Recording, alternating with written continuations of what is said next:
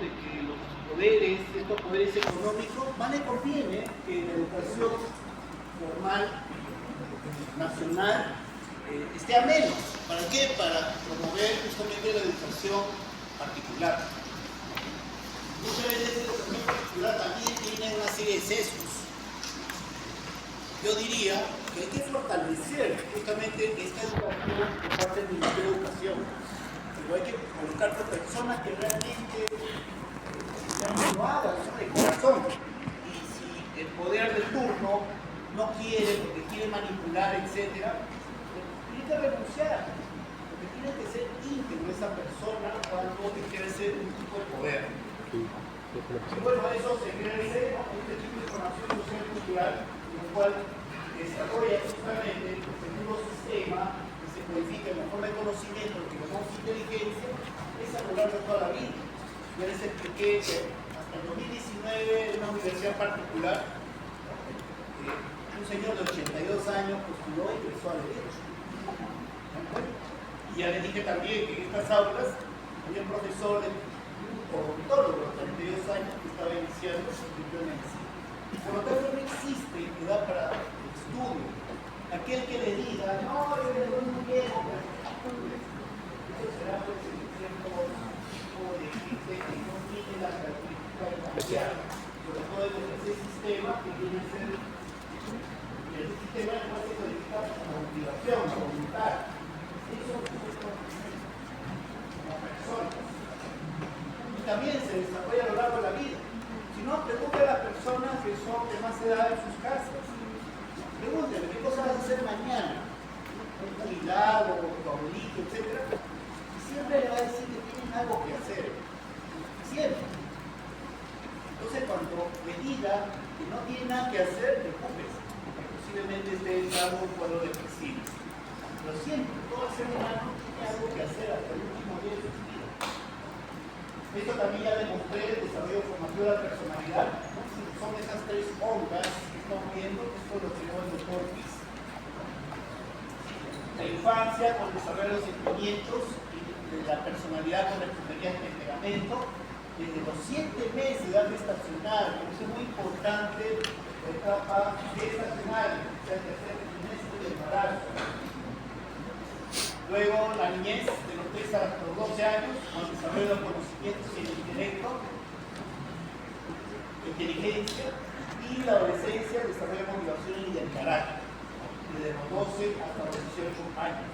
Pero recuerden, no son periodos, ¿no?, firmes, estables, ¿no?, que no se mueven. Eso se mueve a lo largo de toda la vida. Eso va a depender de cada uno de nosotros. Importante. Miren, esas mismas líneas, esa misma curva coincide con el desarrollo moral de la sociedad. ¿Qué cosa es lo que deberíamos nosotros de hacer? Producto de esa parte del lóbulo frontal, del área prefrontal lateral, en donde se codifica la moral, lo que se llama el cerebro moral. ¿Qué cosa debería haber sido nuestra sociedad? En la sociedad tipo primitivo, esa base de información tradicional, ¿no?, y aquí no se nota.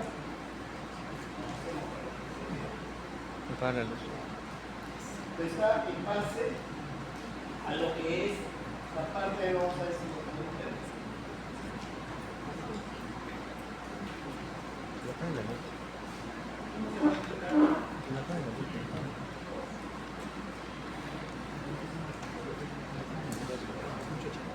¿cómo se puede quitar la parte de abajo?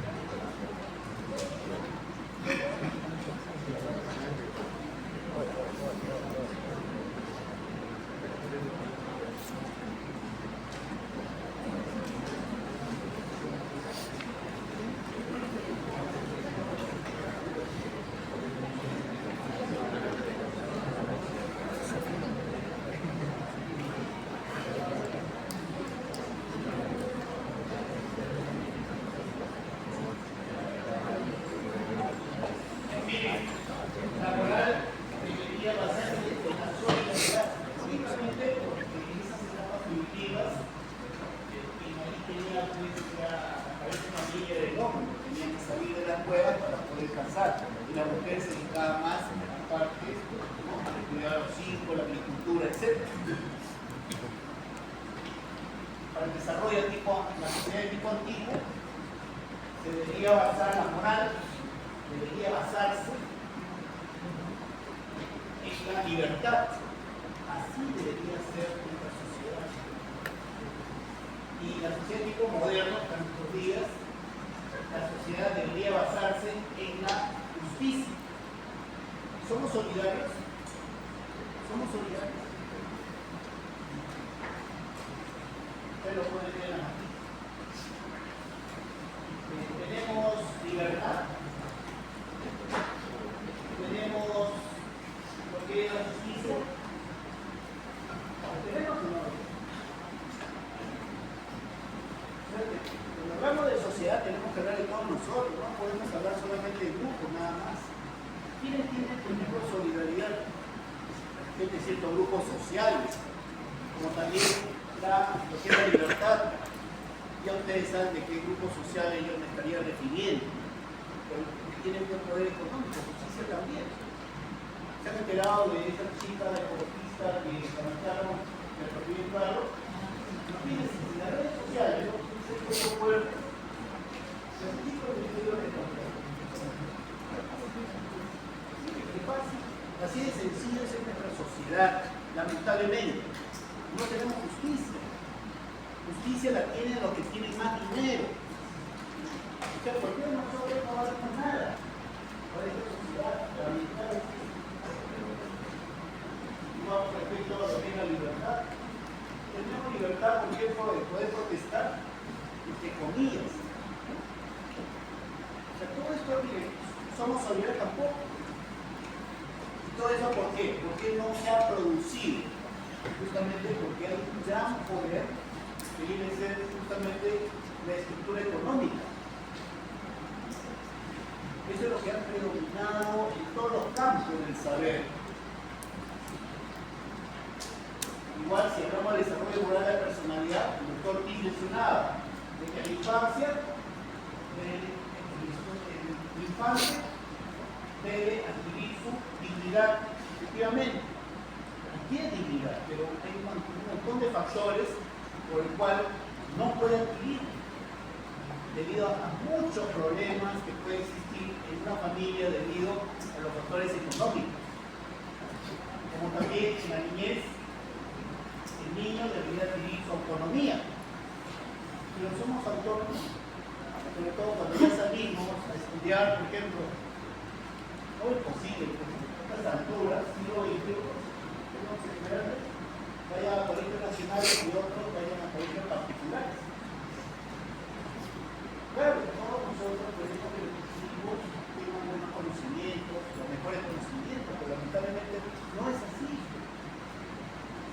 Entonces, aquí, por ejemplo, no hay autonomía. Y cuando estamos hablando de la adolescencia, la adolescencia debe consolidar su integridad. ¿Somos íntegros?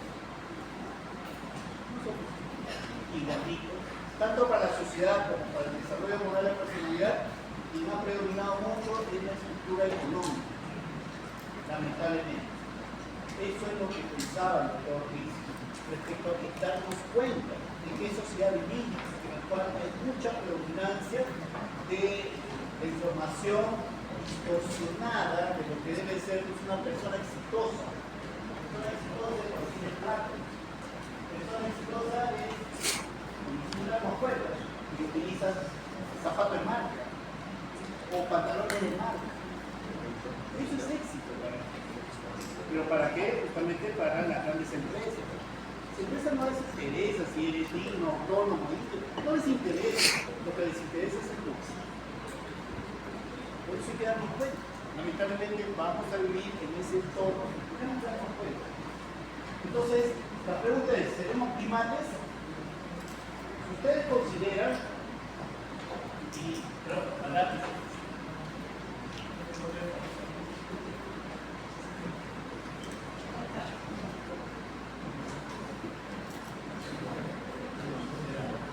bueno, ahí les iba a mostrar en cuanto al cerebro bipartito de que Actualmente se considera en todas las ciencias modernas que tenemos dos cerebros. Nuestro cerebro está dividido en dos: un cerebro emocional y un cerebro cognitivo. O sea, somos emociones y somos inteligencia, pero no hay motivaciones.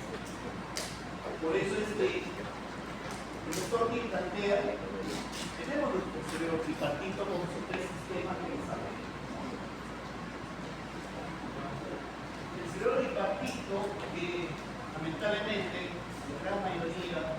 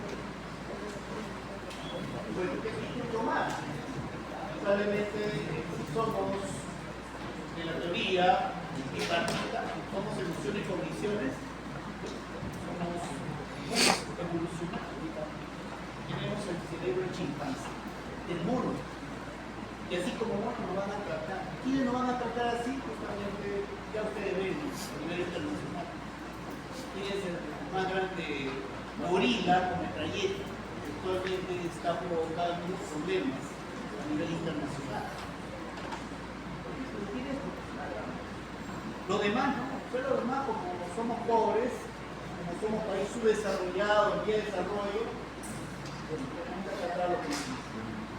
Lamentablemente es así.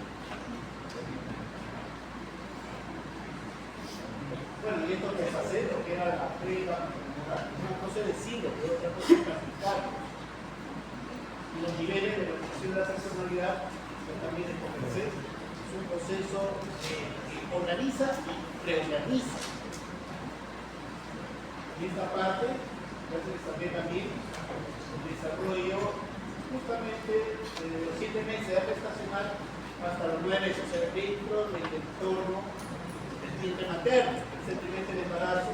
Estos dos sistemas justamente están a nivel del neocórtex y son las sensaciones. Y estas sensaciones, este tipo de información aflora cuando tenemos necesidades internas, como también responde por los estímulos del entorno.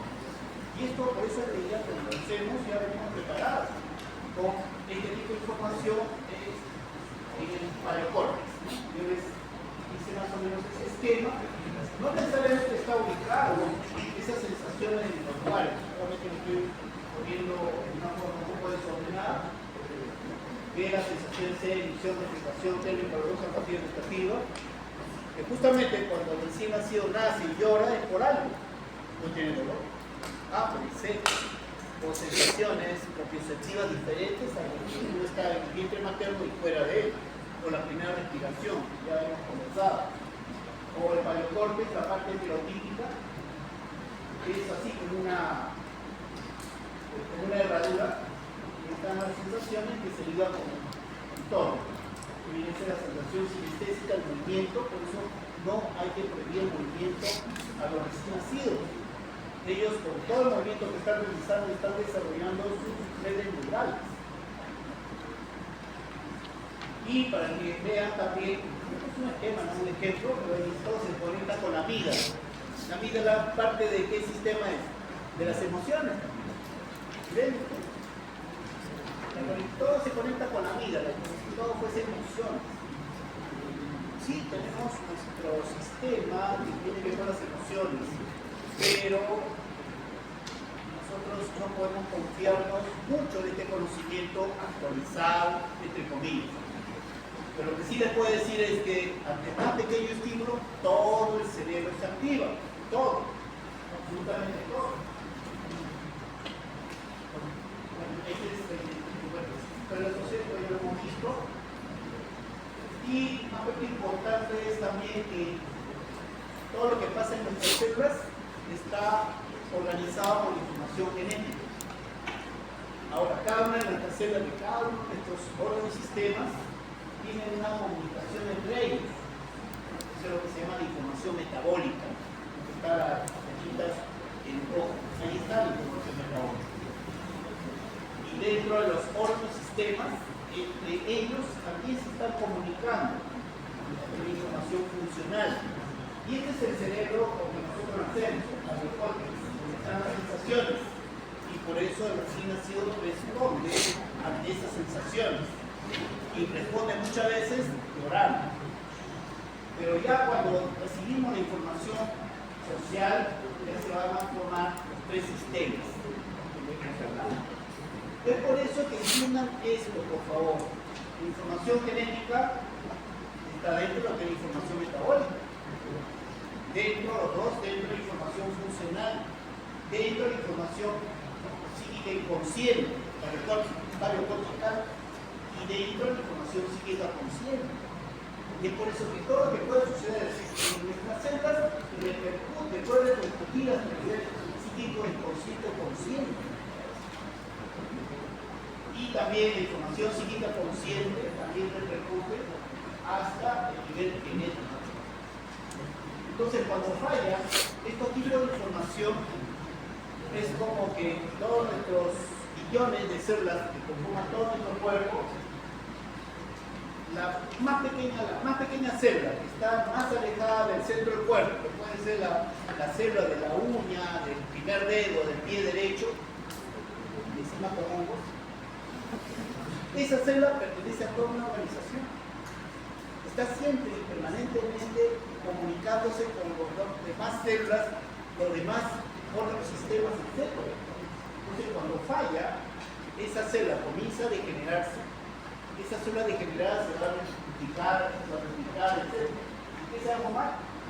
Un tumor. Cáncer. Por eso dicen de que, igual que un delincuente, una sociedad,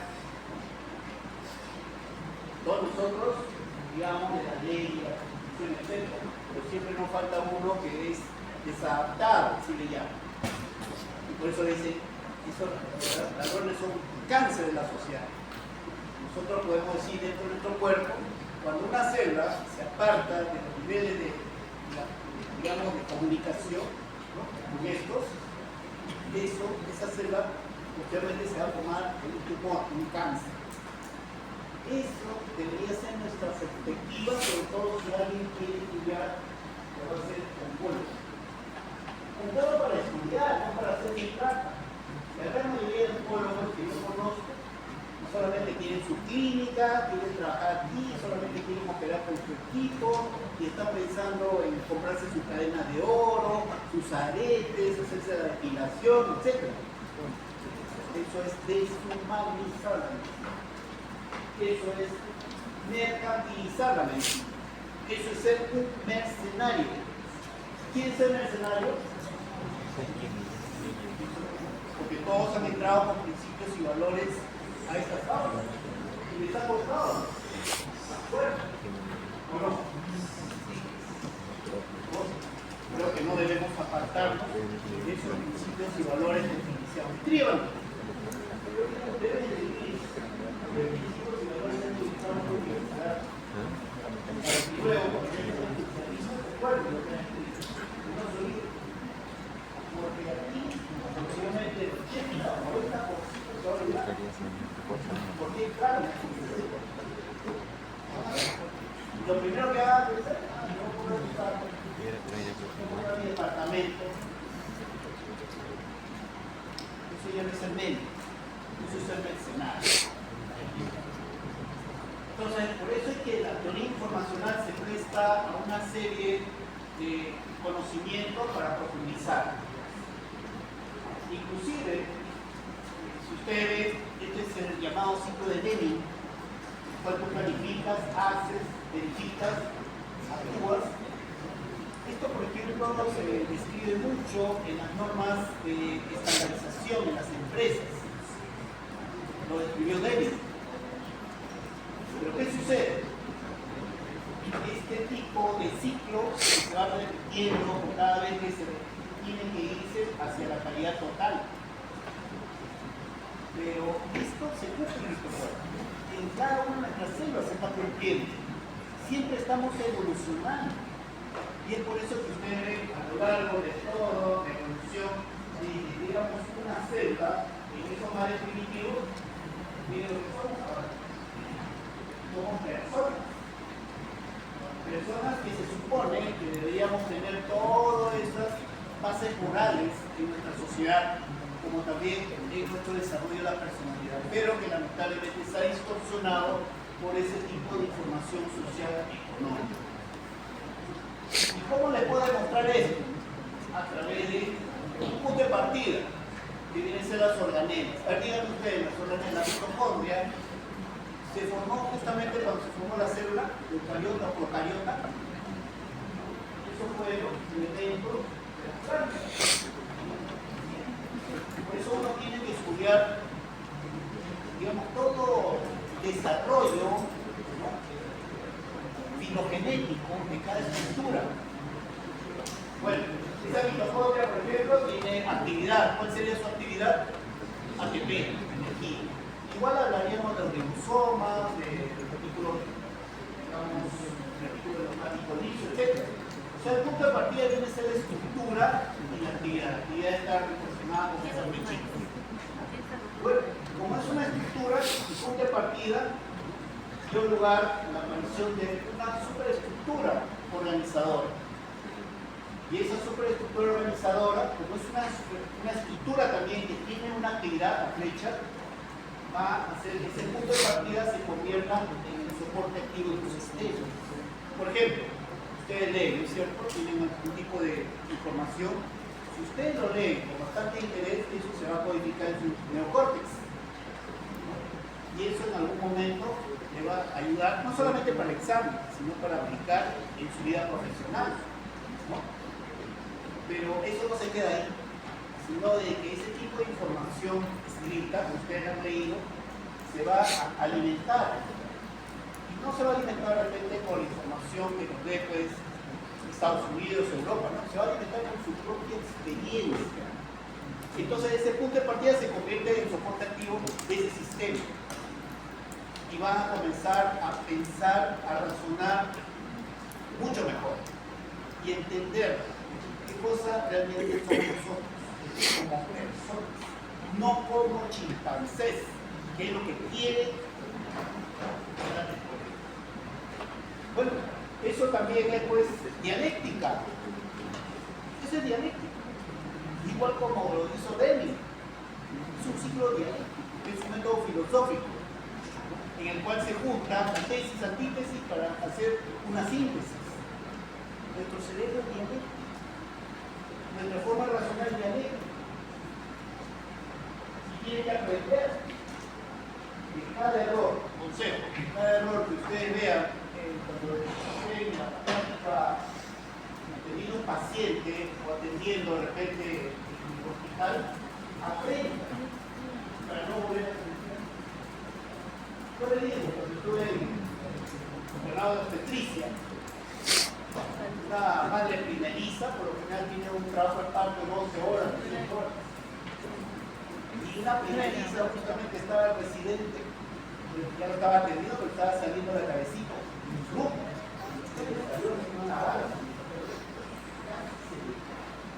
casi. Imagínense que se cae. Perdón, me voló.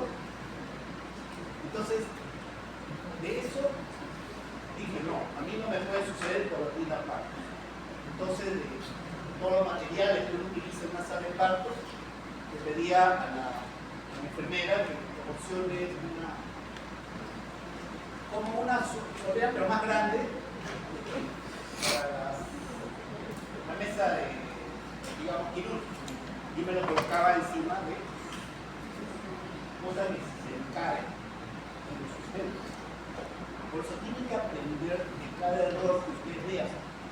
No es cuestión simplemente de aprender y ya. Tienen que aprender. Eso es lo que está pasando en nuestras redes, ¿verdad? Entonces, esa superestructura se llama información. Y eso se ha producido, por ejemplo, en Estados Unidos desde hace millones de años. Así, por ejemplo, tenemos esa celda. Ya sabemos, punto de partida. Una celda serían todas las organelas, su actividad, y que dio lugar a una superestructura organizadora que viene a ser justamente la información genética. Y es un proceso. Un punto de partida se convierte en un soporte metido en todo ese sistema. Pero esa es la base todavía de otro tipo de información. Porque entre dos celdas sabemos de que las celdas no están ahí simplemente porque ocupan un espacio-tiempo, sino que todas ellas están comunicando a través de sustancias. Ustedes saben, todavía no hacen glándulas endocrinas ya.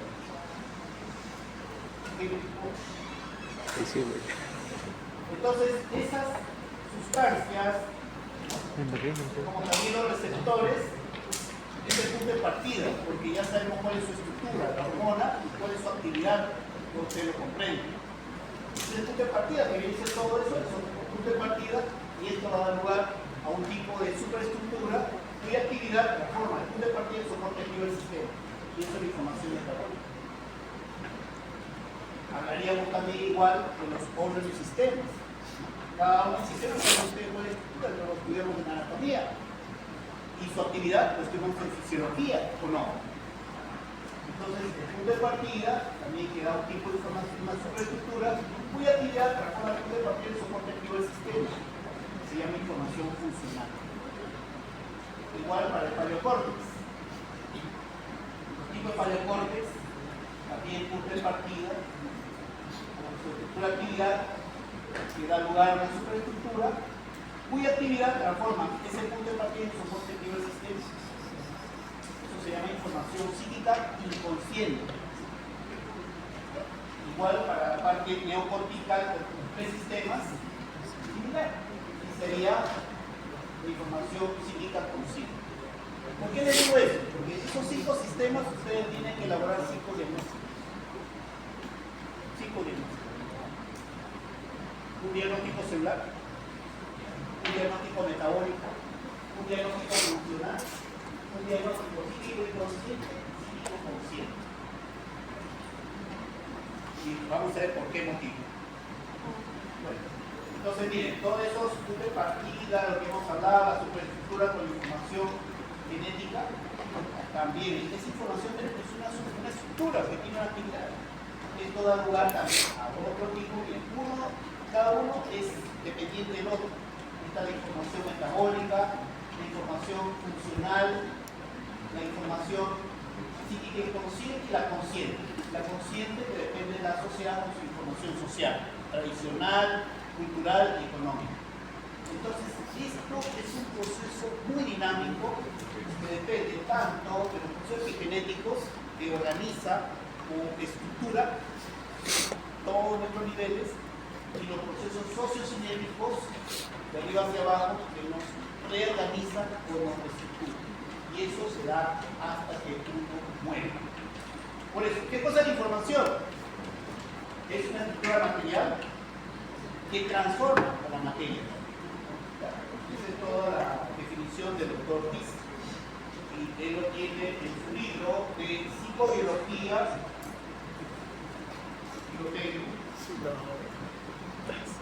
y si buscan introducción a la psicobiología, y este libro nos ayuda a razonar más profundamente y a ser mejores personas, a ser mejores clínicos, a ser mejores médicos. Ustedes se organizan, podemos formar un grupo cada capítulo, ustedes lo leen, yo lo puedo orientar y podemos discutir cada capítulo para poder entenderlo mejor. Porque esa es la base de toda una serie de libros de medicina, justamente diseñados por doctores. Bueno, esto ya les mostré todo lo que es. Y la explicación científica del hombre. ¿Qué será? ¿Qué es el hombre? ¿Es un mono? ¿Un mono con ciertos atributos? Bueno, si están pensando así, estamos pensando como su desarrollo, lamentablemente.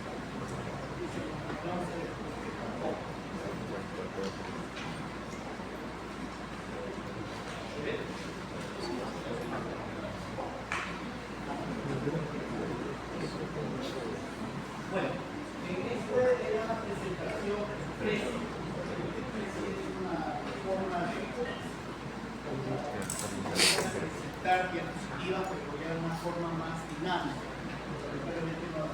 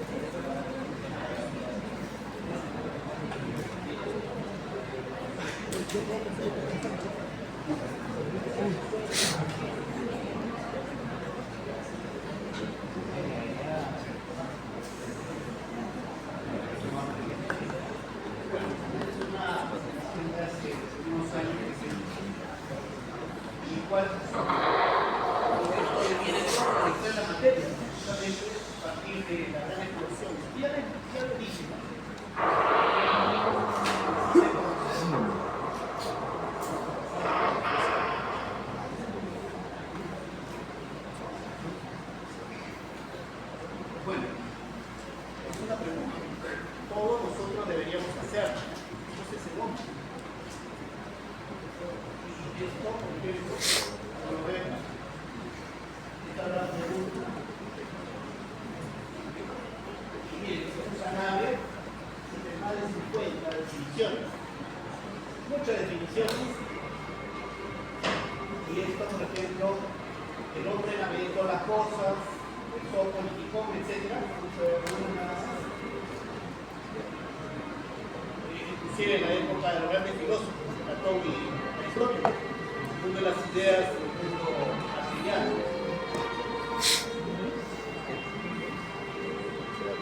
Y Aristóteles, nosotros vemos a nivel político, lo conocen ustedes bien, el hombre navegando las cosas, también con otro tipo de concepto, otro tipo de definición. El hombre es una cuerda y el animal es el superhombre. ¿Cómo lo discuto? Simio.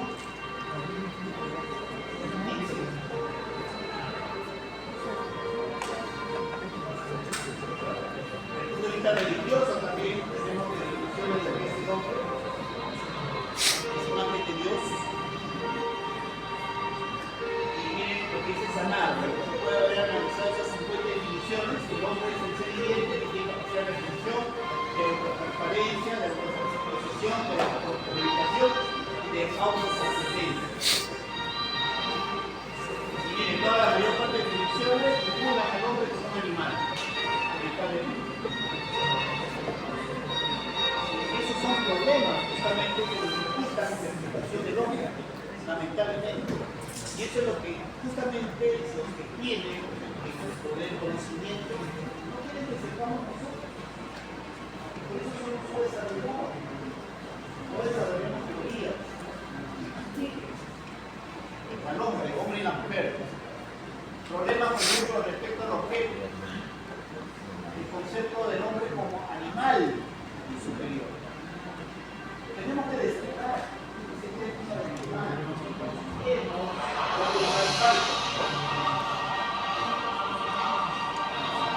La evidencia de la construcción es dualista.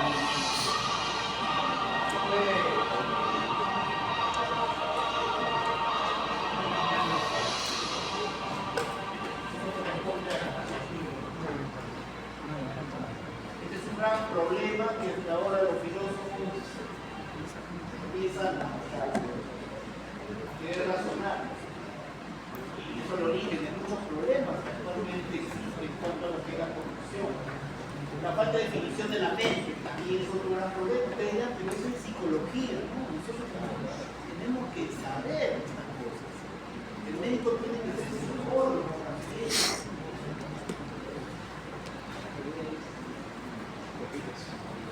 Respecto al método, por ejemplo, la posición de integralismo y mecanicismo cuando los dos se complementan. ¿Por qué tenemos que dividir? ¿Por qué se habla de una izquierda o una derecha? Ahora se habla de los seres. Siempre va a ser ese problema, ¿no? Ese conflicto que nunca nos va a permitir superar el concepto de la definición del hombre. Oposición entre las ciencias naturales y sociales. También. Yo lo que les he hablado es un concepto social, es la neurociencia social. Pero siempre hay oposición porque todos los que son, todas las disciplinas que tienen que ver con el hombre, predomina la ciencia natural. Por eso es que a todos los tienen que atribuir que es de los que pero si todo depende de la tecnología estaría determinada. Llegará un momento en el cual ponga tu fecha de nacimiento, etc. y que diga, hay que hacer tu futuro. Eso es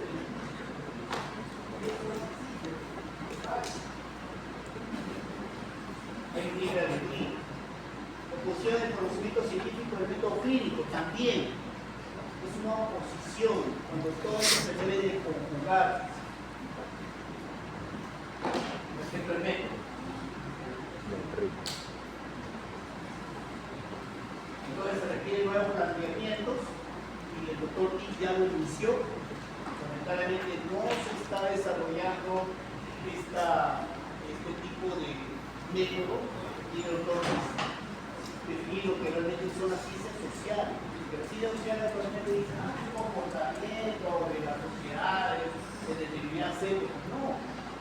Tenemos que ver cómo ha influenciado las sociedades a lo largo de la historia, como hemos visto, la sociedad primitiva, cultural, económica, etc. Tenemos que vincular las ciencias sociales con el estudio del hombre. Cómo se organiza el sistema vivo, también, con esos niveles de organización de la personalidad. Todo eso tenemos que construirlo estudiamente.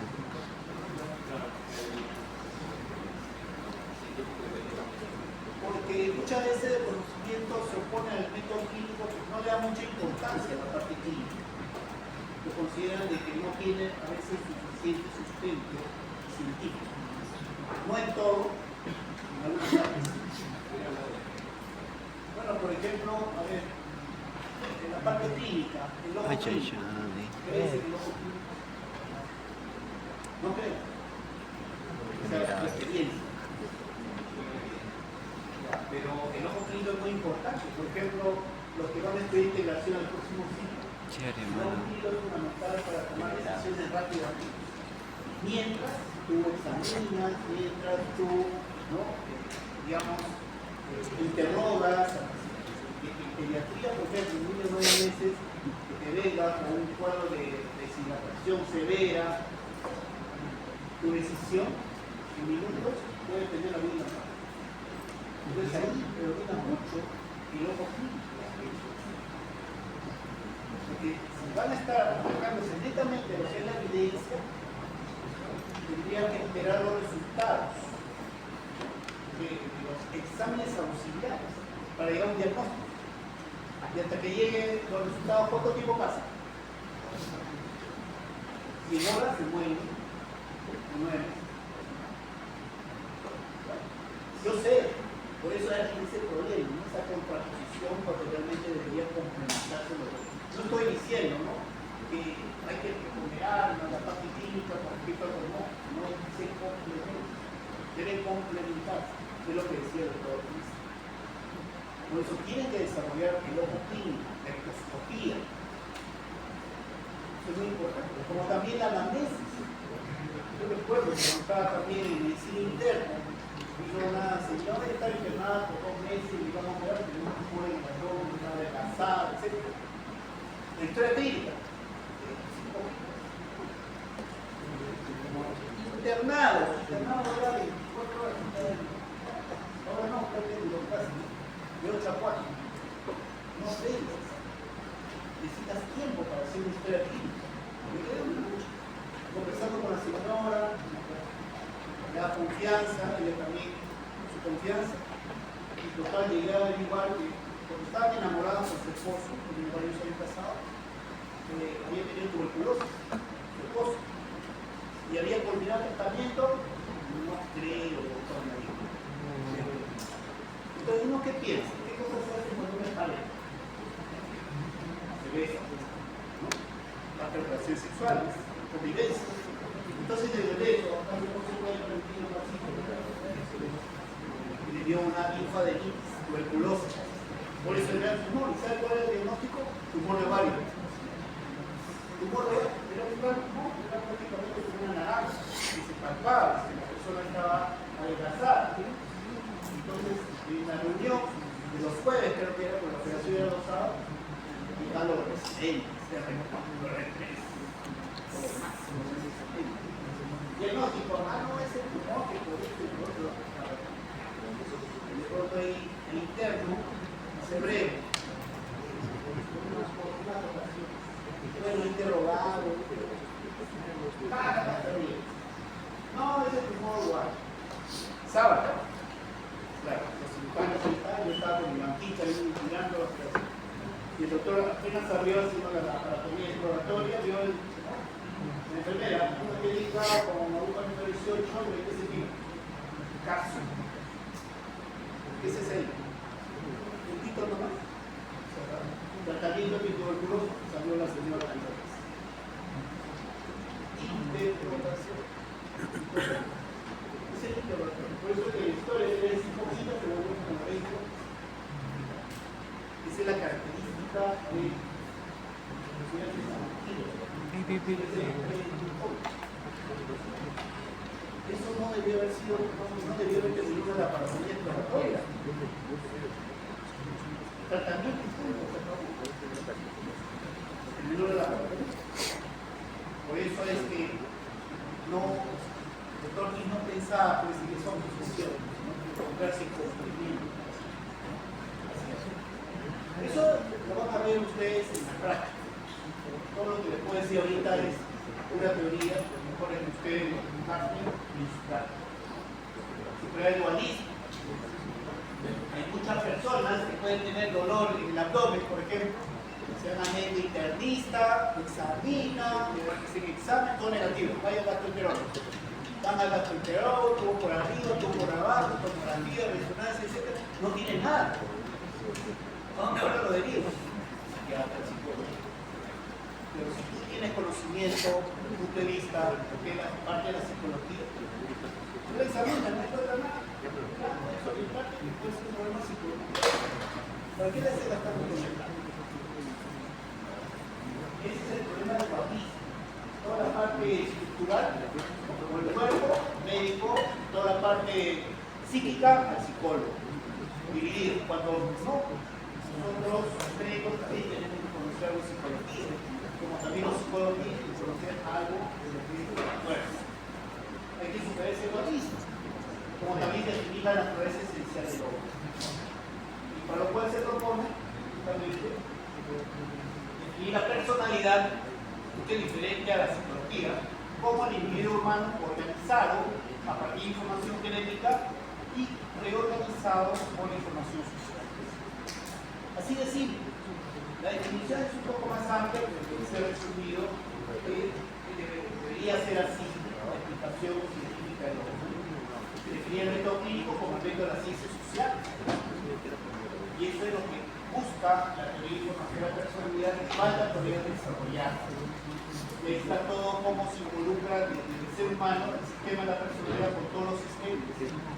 Porque somos muy presumidos. Y cuando hablamos de, digamos, del individuo, nos hemos olvidado que vivimos en una única casa que viene a ser la Tierra. ¿Y qué cosa hemos hecho a lo largo de todos estos años? Generar más todos esos gases tóxicos que ahora pueden tener problemas. Y quizás este fenómeno del niño también sean parte de esa destrucción que nosotros hemos hecho a nuestro planeta. Por eso es importante no considerarnos la última chupa de mano como personas, sino que debemos ser un poco más ecologistas. No debemos olvidar que vivimos en una sociedad. La información cívica consciente, pero ustedes saben,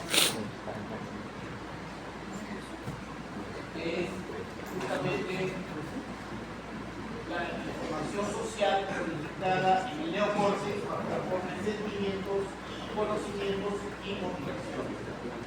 Para tres tipos de información social: padres, profesores, todo lo que es la parte económica, información social, llevamos a esos tres sistemas. Justamente lo que no está coloreado justamente corresponde al neocórtex. El tipo de información ha ido evolucionando a lo largo de millones de años. ¿Y qué cosa predomina en el ser humano? Los seres genéticos o sociocinéticos. Los dos. No podemos decir que solamente todos seamos genes, nada más. Ya les expliqué respecto a lo que es la parte que corresponde a lo que es la anorexia. Y todo lo que nosotros hacemos también, eso representa un problema. O sea, sobre todo como ejemplo, nosotros seguimos genes específicamente determinados.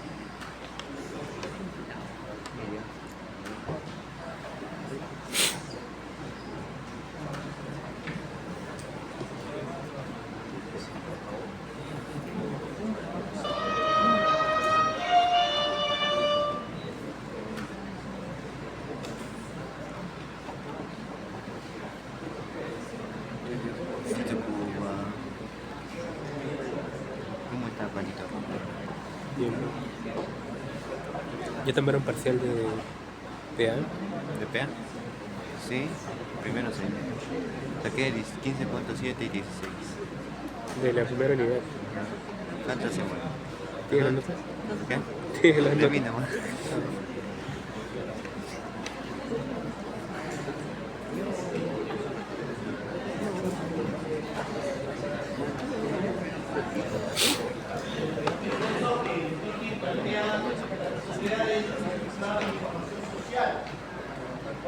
Quiero que plantea actualmente la ciencia, que la epigenética se da en los genes, un proceso de aniquilación que hace que se exprese o se inhiba ciertos genes. Pero ¿cómo se produce esa metilación? ¿Cómo es que sale esa metilación? Justamente a través de información social. Por eso no podemos nosotros no involucrar en la ecuación a la información social, porque no lo tenemos.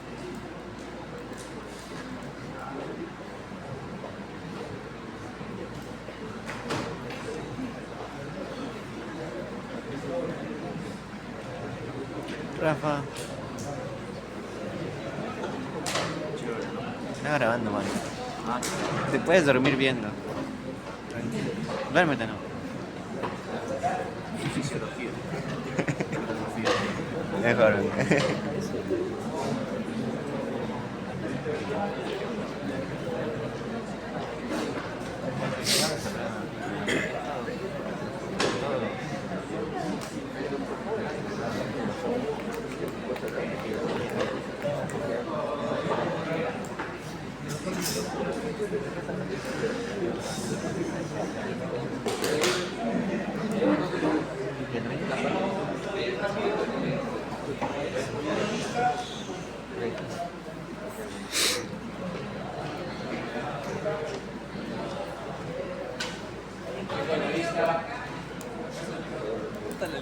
Ya.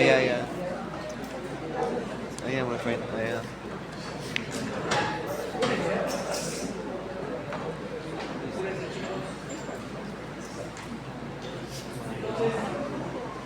Este es el primer nivel central lo que vamos a conversar rápidamente. Si ya sabemos ese modelo clásico del sistema nervioso, no les quiero mostrar cómo es la organización del sistema nervioso de acuerdo al organismo nacional, porque es un poco más complejo. ¿Ah? Necesariamente tenemos que hablar del modelo clásico para poder más o menos ubicarlo un poco. Este es el libro de Silverton, por ejemplo, en el cual tenemos una señal, que puede ser, por ejemplo, en ese momento, alguien siente frío, calor, etc. Eso es, los receptores sensoriales son los transductores, es decir, transforman una energía térmica en impulso nervioso. Y ese impulso nervioso, a través de neuronas aferentes, llega al sistema nervioso central y vamos a tener a través de neuronas aferentes, ya sea activación del sistema motor somático, se llama mayor movimiento, si estamos con frío, o y activación del sistema nervioso autónomo. En este caso, podría activarse el sistema nervioso simpático. Una serie de respuestas. Esas respuestas van a ser digamos, captadas por receptores, ¿no? Y estos tejidos que digamos, recepciona ese tipo de respuesta, nuevamente regresa al sistema nervioso para producir los, digamos, los ajustes necesarios, ¿no? De esa respuesta. También es un proceso dialéctico, pero ahí nomás queda, ahí nomás quedaría la fisiología. Aquí no estamos involucrando nada de lo que estamos viendo, los conocimientos, motivaciones, nada, absolutamente. Entonces, esa no es nuestra labor, como hemos seguido la teoría informacional. Esta crítica a la concepción del paciente del sistema nervioso central, únicamente por una estructura de estructura en anatomía, se dedica de la dirección de la disección del carácter, es un sistema inerte, es un modelo de reducción a nivel anátomo-funcional, nada más. No analizamos más allá. Nosotros tendríamos que analizar, así como en otras escuelas, ustedes saben cómo hacen la medicina en Alemania. Lo hacen una lámina en el cadáver, después de la disección, un ser humano vivo y la histología también. Al mismo tiempo, medicina ahí en Alemania. Entonces, no solamente es este estudio de un cadáver, sino que también lo hacen personas vivas. Es el sistema abstracto común a todos los animales superiores, no toma en cuenta la naturaleza social del hombre tampoco. Es un sistema inerte que ya no recepciona información y no toma en cuenta la recepción consciente. Por la recepción consciente como información social codificada en el entorno. Entonces, en este nivel celular, ya sabemos cómo está organizado todos los órganos del sistema, a partir de células, con información celular o información genética, los tejidos con información metabólica, órganos del sistema con información funcional. Pero eso no puedo basarme en eso. ¿Cómo se estudia? A través de la microscopía óptica y electrónica, en el cual ya se han hecho cultivos, ya sabemos cómo hacer cultivo de neuronas. Pero en estos cultivos de neuronas, que tenemos medios especiales, son bien costosos. Cuando se han hecho, por ejemplo, experimentos, por ejemplo, en 15 en coreano, se han hecho escasos. Cuando han estudiado en cultivos, a ver, vamos a ver si alguien saca sus conclusiones. Cuando han estudiado en cultivos, han visto que el metabolismo neuronal incrementa de 75%. Pero cuando ese 15 se lo dieron a las personas, solamente aumentaba su metabolismo cerebral un 5%. ¿Qué pasa? Porque las mismas neuronas in vitro son mucho más eficientes, aumenta 75% su metabolismo neuronal, que en el sistema vivo, un cerebro vivo, una persona, que solamente incrementa 5%. ¿Por qué? Cantidad. La especificidad.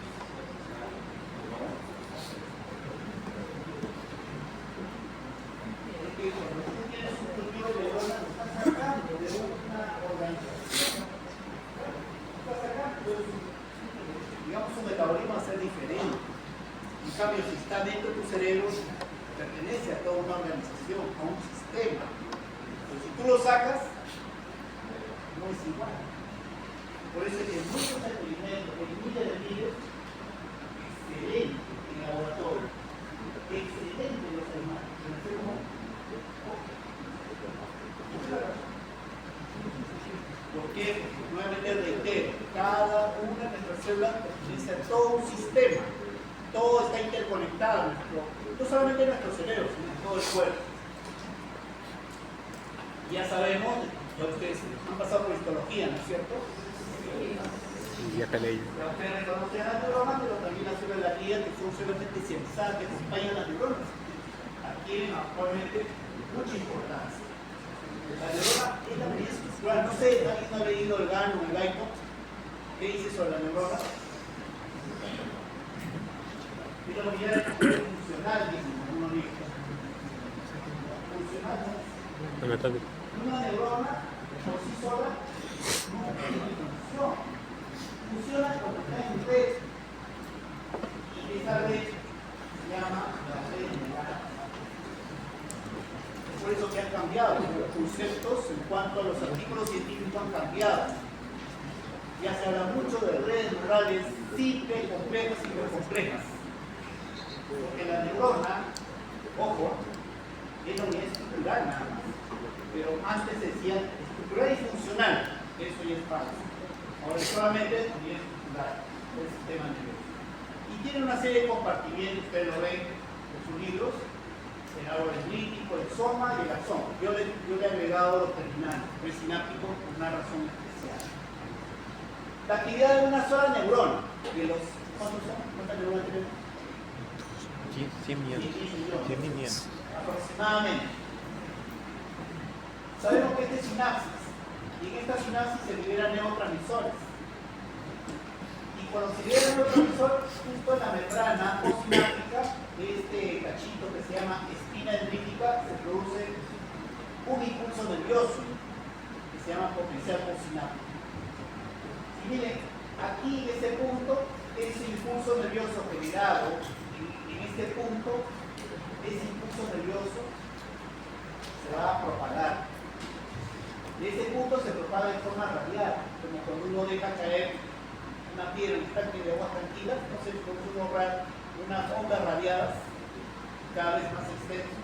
Claro, ¿de dónde? En la membrana de las dendritas del sol. Estamos hablando de una neurona, nada más. Ahora, ¿cuántas sinapsis puede tener esta neurona?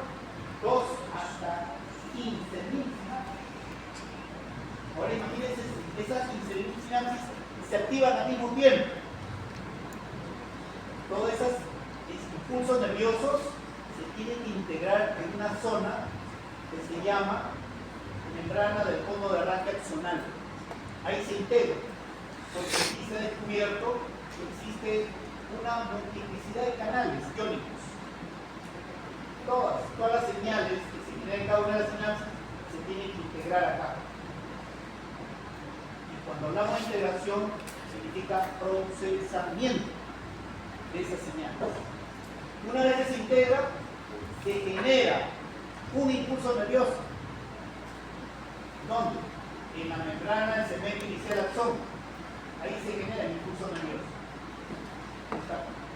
Y luego que se genera, se transmite ese impulso nervioso a lo largo de toda la membrana axonal. Entonces, si yo les pregunto, en donde se produce la propagación, integración, génesis, transmisión del impulso nervioso. ¿Qué parte de la neurona? Ahí está. ¿Eso? En la membrana. En la membrana. Todos son procesos de membrana.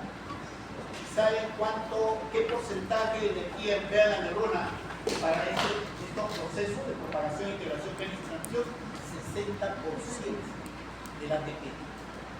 Y es el otro 40% para su automantenimiento. No se olviden eso, ese porcentaje es importante. Entonces, ahora, lo que se habla mucho es que la unidad funcional del sistema nervioso es la red neuronal.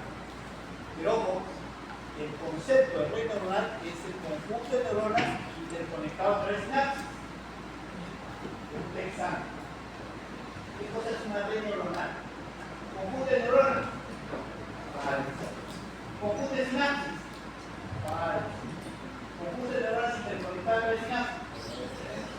¿Sí? Vale. Este es el concepto. Una de 20. Muy importante. Es importante. En ese caso, porque así lo van a ver los artículos científicos. Lo que están haciendo los seminarios. ¿De 40? Sí. Entonces ahí ven ustedes una electrónica. Vemos la neurona y miren lo que está ahí corriendo. Toda la membrana es el impulso nervioso. Otro concepto muy importante, a ver. ¿Cuál es el lenguaje que emplea la neurona para comunicarse? Es contrario a todo lo que dicen los libros. ¿Cómo se comunican las neuronas? Neurotransmisores, ¿qué más? Neurotransmisores. Cancha. Despolarización, cancha. O sea, para que se libere el neurotransmisor necesita el impulso nervioso. Para que forme nuevamente el impulso nervioso y por eso, muchos libros dicen, ¿no? ¿Cómo se comunican las neuronas? O sea, como comunicación, como lenguaje. Por la sinapsis. La sinapsis es un puente nada más. Pero la forma como se comunican las neuronas, cuál es el lenguaje que emplea las neuronas, es a través del impulso nervioso y neurotransmisores. ¿Este concepto? ¿Lo que yo Llevan 2 de 40. Importante. Las organelas, ya ustedes lo conocen, perfecta. Miren, el citoesqueleto es muy importante el citoesqueleto, porque da la forma a la célula que lo contiene. Y no solamente eso, sino que el citoesqueleto permite que las organelas se transformen dentro de las neuronas. Por ejemplo, si estamos dentro de una neurona y hay un hueco ahí por detrás de la membrana, ¿quién tendría que ir para reparar ese hueco? A ver, hagan un esfuerzo. ¿Qué organelas tendrían que ir? En principio, ¿cómo está formado? ¿Qué componentes tiene la membrana? Los folículos. Claro, tiene membrana o folículo, ¿cierto? Entonces, ¿qué tendría que ir? Siempre tiene membrana, ribosoma, ¿cierto? Si es líquidos, folículo, ¿cierto? ¿Y qué más? ¿Nada más? ¿Y la energía? Mitocondria. ¿Y quién organiza para que vayan esos tres elementos a reparar? El citoesqueleto. ¿Pero cómo?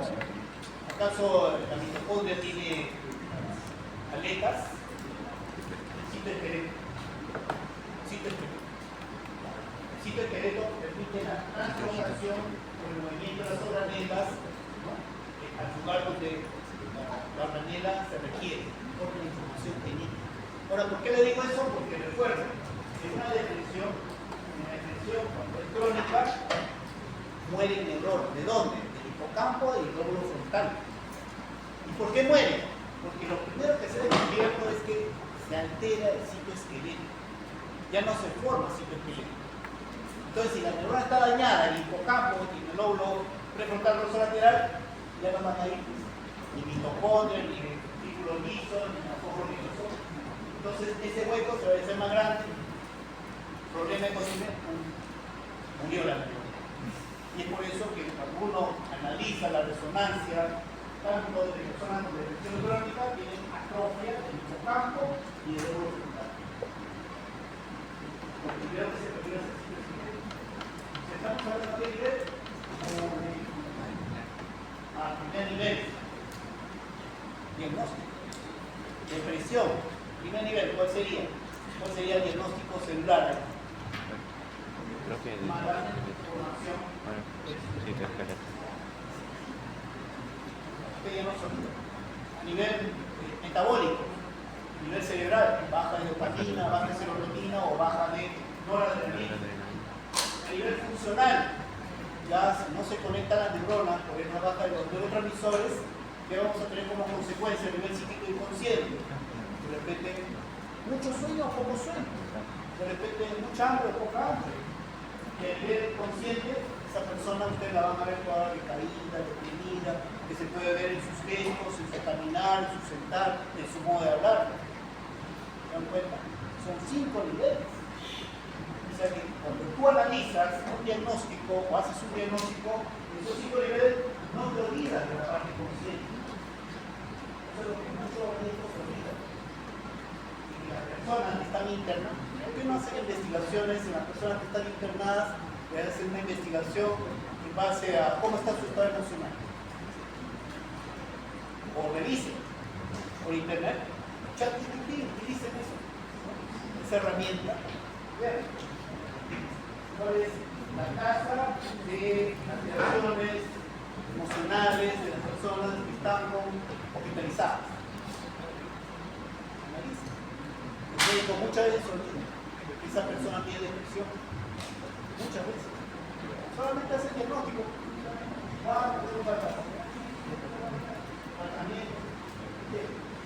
tiene sentimientos esa persona. No tiene familia esa persona. Por eso tenemos que analizarlo más profundamente la teoría informacional para poder llegar a más lejos. Entonces tenemos ahí el citoesqueleto, lisosoma también tiene, también el retículo endoplasmático rugoso, aparato de Golgi, ustedes saben cuál es su función, está el aparato de Golgi, como también su ribosoma. Cada una de esas organelas, su actividad está controlada, organizada por información genética. Pero no, la mitocondria también, miren, justo la mitocondria, ahí se ven aquí, colgada del citoesqueleto. Por la parte del axón tenemos una serie de proteínas motoras. Por ejemplo, hay un transporte del soma hacia el terminal, se llama transporte anterógrado. Este citoesqueleto, de adentro de la proteína motora, se llama idecina. Pero también hay un transporte retrógrado. Aquí la proteína cambia se llama dideína. Ustedes, por eso es que cuando ustedes, por ejemplo, se vuelven apoyados sobre algo, no se le adormece. O cuando están cruzadas las piernas, no se le adormece. O cuando están sentados en el baño mucho tiempo, no se adormece su pierna. Justamente comprimen el axón y dificultan el trabajo personal. Y esto se provoca lo están comprimiendo. Igual sucede cuando ustedes están manejando el mouse, ¿qué comprimen? El nervio mediano. ¿Y cuál es la primera molestia? ¿Cuál es la inervación del nervio mediano? Sí. ¿Tres dedos y medio de aquí o de acá? Los 3 dedos y medio, no se te adormece. Porque está presionando. Túnel carpiano. El mouse, por ejemplo, tiene que manejarlo en el aire. No se pongan esos más. Que no te se el cubito. Eso es, también es una hipótesis mágica. Hipótesis de que esa presión que se realiza en la muñeca hace que se interrumpa ese tipo de transporte axonal. Bueno, Ya, mi friend, ¿entendí? estructura de neurona, o sea, el núcleo, y todo ese estudio, miren, eso es hace 30 años. ¿Saben dónde se estudiaron? Digamos, las neuronas en ese gusanito. ¿Saben cuánto mide ese gusanito? El seno Pachycella, 1 milímetro. Y ahí sí le conocen todas las neuronas, 53 neuronas, 108 celas viales. Y ahí han estudiado justamente todos los componentes de los neuronas, ¿no? Que están a lo largo de su cuerpo. Y todo ese tipo de estudios han supuesto que así también trabajaba nuestro sistema nervioso. Otros, ¿lo conocen? Cada uno de ese tipo de sistema visual especializado está conformado por células. Y estudiaron justamente la interacción de esas estructuras nerviosas entre ellos, lo que nosotros llamaríamos información metabólica. Y está bien estudiado, estamos de la forma. También esos estudios también lo han trasladado a que así debe actuar el sistema nervioso. Otra parte importante también son los genes, que nos va a dar un tipo de respuesta, digamos, fenotípica, tanto en el desarrollo y plasticidad.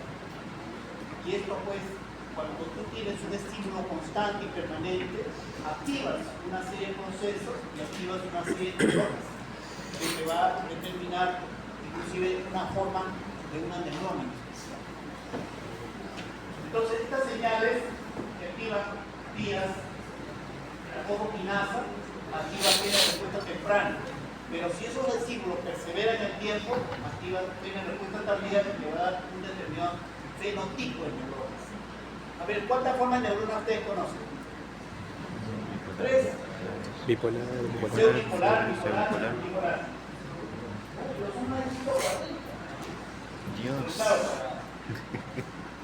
Ayudarnos, pero son más de 5 formas. Como también, bueno, ¿cuáles son los efectos de los genes? También lo estudiaron en esta mosca de la fruta. Y para mí esto es muy importante. Por ejemplo, este es el roboencéfalo del cerebro de una rata. Tiene 8 segmentos. Miren, cada segmento depende de la activación del determinado gen. Y ustedes saben que una rata puede vivir 2 años, 3 años. Y su desarrollo embrionario es muy corto. Y miren, para que se desarrolle solamente el roboencéfalo, hay genes que se activan solamente segundos nada más, para que se forme un segmento.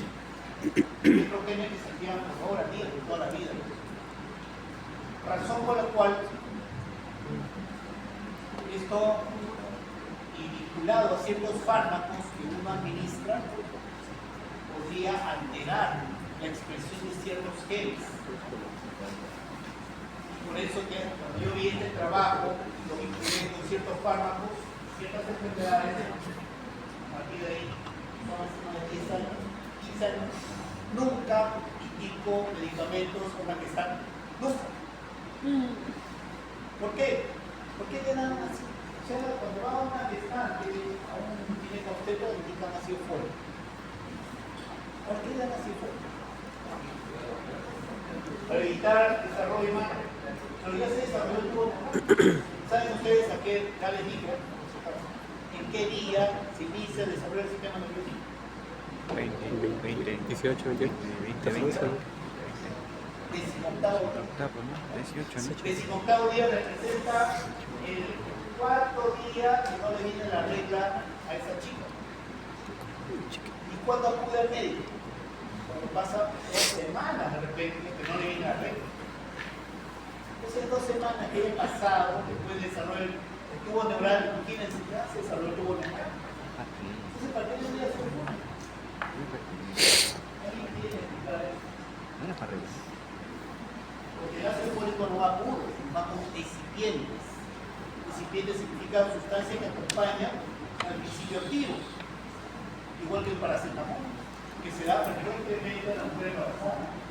Pero hay un estudio hace 6, 7 años que se había duplicado la tasa de prevalencia de niños con trastorno de déficit de atención y hiperactividad. Y cuando hicieron un estudio regresivo, vieron que sus mamás habían tomado paracetamol a partir, creo, de la 7ª o 9ª semana de edad. Entonces le han atribuido posiblemente sea el paracetamol. Sus excipientes, no la molécula en sí, los excipientes. Por eso no le doy, lamentablemente no le doy medicación a esta embarazada. Otra parte importante también, son cómo se van desarrollando las células, las neuronas, y esto tiene mucho que ver con los factores neurotróficos. Por ejemplo, miren, en las células troncales de la cresta neural derivan los precursores hepatorenales y a través del factor de crecimiento fibroelástico se convierte en este precursor neural comprometido. Y luego este, a través del factor de crecimiento fibroelástico, factor de crecimiento nervioso, diferentes neuronas. Entonces, ¿qué cosa podemos sacar de conclusión? Que los factores neurotróficos intervienen en la diferenciación de las neuronas. Ese es uno. 2. Se ha comprobado que aumenta la supervivencia neuronal. 3. Promueve la sinaptogénesis. Entonces, ¿es bueno o no bueno los factores neurotróficos? Entonces la gran pregunta sería, ¿cómo yo estimulo mis factores neurotróficos? ¿A través de qué? La actividad física y la actividad intelectual. Justamente hay un seminario de actividad física. Vincula justamente el factor de crecimiento nervioso en las personas que practican actividad física. Y esto se ha comprobado que, creo que ahí no está en el trabajo que les envié, cómo es que a lo largo del tiempo, digamos, este es el grosor de la corteza cerebral de una joven menor de 30 años, a lo largo de los años, 30, 40, 50, 60, 70 años, va disminuyendo. Pero han hecho estudios en personas menores de 30 años, mayores de 60 años que practican spinning, que han medido factores de crecimiento nervioso, le han hecho pruebas neuropsicológicas, de atención, memoria, aprendizaje, y han visto con la resonancia de la persona que practica spinning, 30 años, 60 años, similar. Y aparte la prueba de atención, memoria, aprendizaje, similar a la persona de menor de 30 años.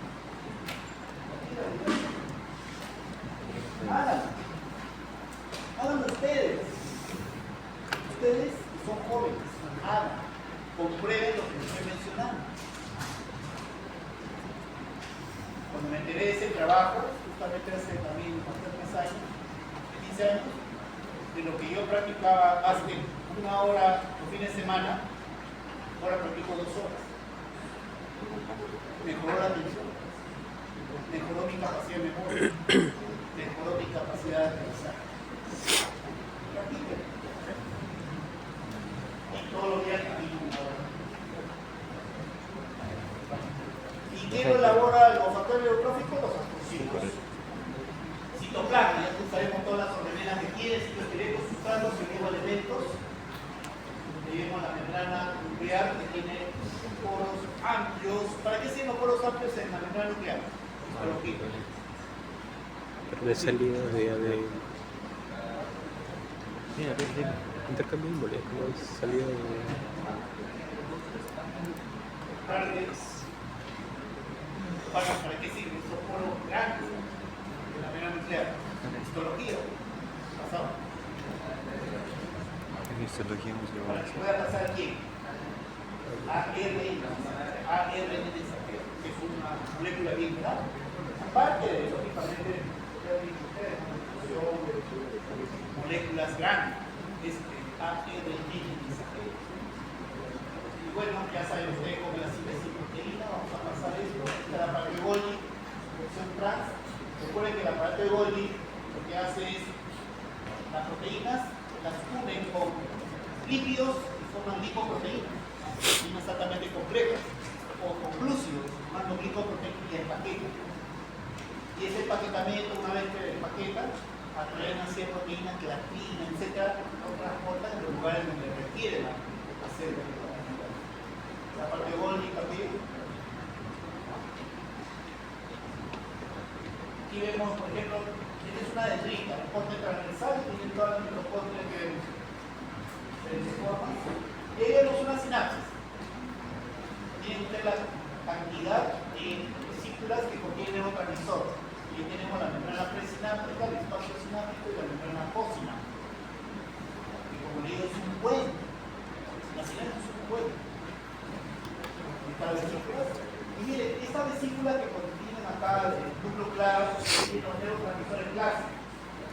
Acetilcolina, noradrenalina, dopamina, serotonina, glicina, glutamato, GABA, etc. Son 10.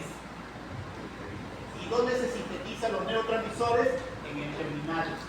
En el botón terminal. Pero miren ustedes, aquí hay gránulos más grandes, una vesícula grande, núcleo denso. Y este núcleo denso es neuropéptidos. Estos neuropéptidos no se sintetizan en el terminal. ¿En dónde se sintetiza? ¿Cuál es la diferencia entre un péptido y una proteína? Menos iominosa es péptido, más iominosa es proteína. ¿En dónde encontramos los ribosomas? En el soma. Entonces, estos gránulos que contienen los péptidos, núcleo denso, ¿de dónde vienen? Del soma. ¿Y cómo llegaron al terminal? Transporte adicional antióxido. ¿Para traer qué proteína? Ahora es muy importante esto de que los neurotransmisores que usted ve aquí cuando se libera en la membrana postsináptica se van a formar con potenciales postsinápticos. ¿Y para qué sirven los neuropéptidos? Para modular esos potenciales postsinápticos. Mitocondria, usted conoce. Y el sitio esqueleto son varios. El más estudiado ha sido el microtúbulo. Ahí está el sitio esqueleto. Dentro del lisosoma. Ahí está la mitocondria. Aquí está el sitio esqueleto neuronal. Recuerden ustedes que está estabilizado por esta proteína tau. En la enfermedad de Alzheimer, ¿qué sucede? Se hiperfosforila la proteína tau. Y esto desordena, desorganiza esos microtúbulos. Y al desorganizar, se interrumpe pues, el transporte axonal anterior y retrógrado. Y esto va a formar una obstrucción de stop que va a matar al neurona. Aparte de la formación de las proteínas beta amiloides, típicamente, que se producen en el citoplasma. Esa es una de las características de la enfermedad de Alzheimer. Ahora, este sitio esqueleto está en constante recambio. Hay un dinamismo increíble en este sitio esqueleto. Ahí está el sitio esqueleto, pero en el axón no solamente encontramos microtúbulos, sino también neurofilamento y dihidrofilamento. No sabemos cuál es la finalidad de estos dos sitios del microtúbulo. Ahí están los microtúbulos. El axón, recuerden que el axón no está cubierto totalmente de la vaina mielina, sino hay partes en las cuales no hay vaina mielina, se llama nueva ramillera. Conexón. Y la fibra nerviosa, todo el axón que hemos visto, tiene partes, esto hemos hablado ahora, y el transporte axonal justamente se da dentro del axón. Aquí están los microtúbulos. Recuerden que los gránulos de núcleo denso que contienen neuropéptidos se forman pues, en el retículo, en la parte Golgi. Ahí está. Ahí está el microtúbulo. Mitocondria puede pasar a través de transporte axonal anterógrado. El soma al terminal, a través de qué proteína, tiroxina. Y del terminal al soma, a través de qué proteína, tiroxina. Es un proceso continuo. Si ustedes tienen este transporte, matan a la neurona. Y es por eso que hace 10 años aproximadamente había un medicamento que era muy efectivo para el control de las lumbalgias, que tenía tiocolchicócido, pero que se comprobó después de años, 5 años de haber estado en el mercado, de que interrumpía el transporte axonal. Entonces mataba neuronas. Ya no lo ven. Muscorín se llama. ¿Tiene muscorín?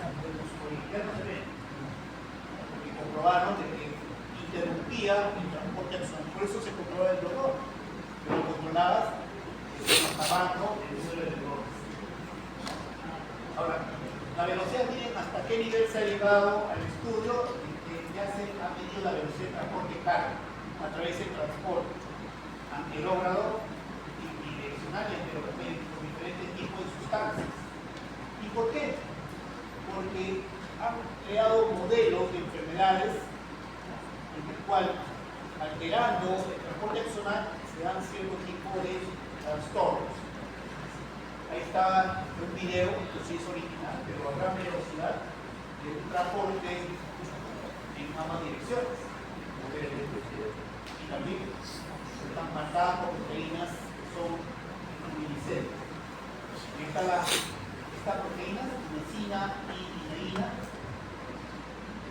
Bien, hay modelos que se provocan en los animales para la enfermedad de Alzheimer, Parkinson y una muscular superior. Y justamente han visto que existen alteraciones del transporte axonal.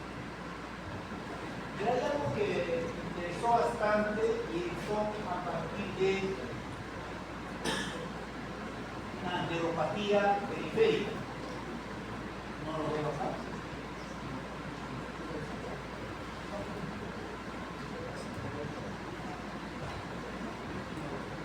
Bueno,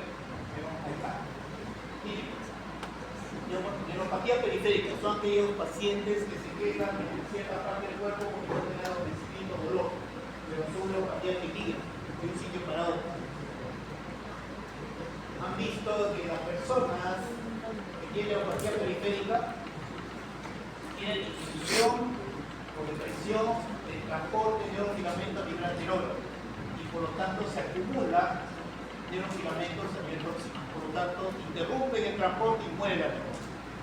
¿Pero por qué motivo? Sale de aluminio. Y ahora digan ustedes, ¿de dónde encontramos sal de aluminio en esta casa? En las cucharas. Dicen bien las ollas, la gran mayoría son de aluminio. Y vean sobre todo si están tratadas. Las ollas de aluminio tratadas no hay problema. Pero las que son de aluminio, posiblemente nos estemos intoxicando con sal de aluminio. Y las personas ya mayores de 30, 40, 50 años tengan esta neuropatía periférica por este problema a nivel de transporte absoluto. Entonces nuevamente vemos a la membrana neuronal, muy bien lo han dicho, es una estructura fosfolipídica, tiene estructura proteica, y esa estructura, recordando nada más, es la membrana fosfolipídica y proteínas, tanto que forman canales como también sistemas enzimáticos, y el flujo que pasa a través de la membrana, a través de estos canales que se abren y se cierran, va a generar corrientes iónicas. Esas corrientes iónicas generan pues energía eléctrica. Y esa energía eléctrica yo lo puedo visualizar. La bomba también es una proteína integral de la membrana.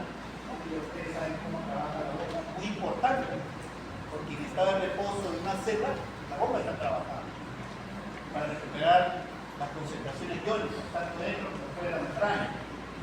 Y esa es la representación que han dado los biólogos respecto al canal iónico. Bastante complejo, pero la secuencia de aminoácidos, de estructura primaria, secundaria, terciaria y cuaternaria es muy importante, porque el cambio de un aminoácido por otro, el cambio de un aminoácido nada más, puede dar lugar a alteraciones de la velocidad con que entra o sale un ion. Y esas alteraciones, cuando todos los canales iónicos tienen que trabajar ante el impulso nervioso, puede dar lugar, si está alterado, puede dar lugar a convulsiones tónico-clónicas, que se llama epilepsia.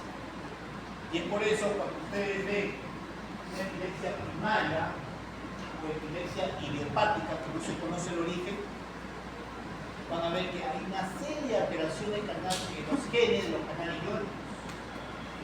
Hay bastantes canales iónicos que han sido estudiados y le han atribuido que el problema ahí de la codificación es la causa de esa confusión, de esa epilepsia. A diferencia de epilepsias secundarias, como un tumor cerebral, eso ya se sabe la causa. Quitas la causa y solucionas el problema, pero las idiopáticas no, porque es a nivel molecular, a nivel de los canales iónicos. Ahora, un catión nunca va solo, nunca va a atravesar la membrana, porque tiene una nube de moléculas de agua. Entonces, para eso usan los canales iónicos, en este caso canal de sodio. Puede ingresar dentro de las células siempre y cuando ese catión, aumentando su diámetro por el número de moléculas de agua, puede pasar a través de eso. Entonces, esos porosos canales justamente son importantes para este proceso de lo que se llama de la propagación, integración, génesis y transmisión del impulso nervioso. Porque son los canales los que van a permitir todo este proceso que se da en la membrana. Son específicos para los iones. Por eso hay canal para el sodio, voltaje pendiente, canal de fuego para el sodio, canal para el potasio, etc. Hay una familia de canales iones. Y se abren y cierran este ciclo eléctrico, químico y mecánico. ¿Por qué? Aquí tenemos canal abierto, canal cerrado. Este es un canal con receptor. vienen ligando, que puede ser un neurotransmisor, puede ser una hormona, una sustancia química, se une a su receptor y se abre el canal. Sale el ligando, se cierra el canal. Otro. Aquí, por ejemplo, se fosforila la parte interna del canal, se abre. Pierde el fósforo, se cierra. Otro. La polaridad, ¿cómo está la polaridad de esta célula? De aquí para arriba es extracelular, de aquí para abajo intracelular. ¿Cómo está? En reposo o actividad. En reposo. Si es negativo, le queda positivo. Está cerrado. Cambia de polaridad, se abre. Son canales dependientes de la. Otro tipo de canales, en el cual el citoesqueleto formado por actina, cuando se contrae, se abre, cuando se relaja, se cierra. Y esos son 4 de múltiples familias de canales biónicos. Ya se han determinado los genes, y eso sí ustedes lo van a ver. La terapia génica, en la cual tengan que introducir genes, reparar los genes alterados a través de otros genes, pero que lo van a hacer a través de virus que infectan las células. Y se puede hacer, pero lamentablemente eso está regulado. Ya sabemos que si nosotros realmente la acción de genes podríamos generar genes que tengan problemas. Está regulado mientras va avanzando la investigación. ¿Qué es el movimiento? Pero sí sabemos ya los genes están alterados cuando tenemos problemas a nivel de esos porosos canales. Esos porosos canales también, ¿cómo que se forman en la membrana? ¿Cómo se expresa en la membrana? Si no es a través de la estimulación de los cuellos genéticos. Y eso debido a que, de repente, a un neurotransmisor, un fármaco o una hormona que actúa con su receptor, activa proteínas G, sistemas enzimáticos, segundos mensajeros, activación de factores de transcripción, que son los únicos autorizados para pasar a la membrana nuclear, activar o desactivar genes. Con esto se expresan o no se expresan canales iónicos. Este es un proceso continuo. Ahí está la forma de las neuronas. Básico. Sea unipolar, en cual de un punto de la membrana tenemos dendrita y axón. Bipolar, de dos puntos de la membrana, dendrita y axón. Y por su actividad serían neuronas sensoriales o neuronas aferentes. ¿Por qué aferentes? Porque la gran mayoría del impulso nervioso que genera en la periferia ingresa al sistema nervioso central, aferente. Por otro extremo, las multipolares. Como ven ustedes, en diferentes puntos de la membrana tenemos dendrita y axón. Y estas son neuronas eferentes o neuronas motoras. Y en el intermedio están las interneuronas, que van a conectar tanto neuronas sensoriales o aferentes como neuronas motoras o aferentes. Pueden ser medios de comunicación, por ejemplo, neuronas por reflejo que vamos a ver ahora. Vayan escogiendo que aquí vamos a agarrar para hacer reflejos. Delegado. Usted va a delegar a una víctima para sacarle todos los reflejos. Patrick. Braquial, digital, tan, etcétera, Patrick. arquillo, todo. Tiene 5 minutos. Feliz.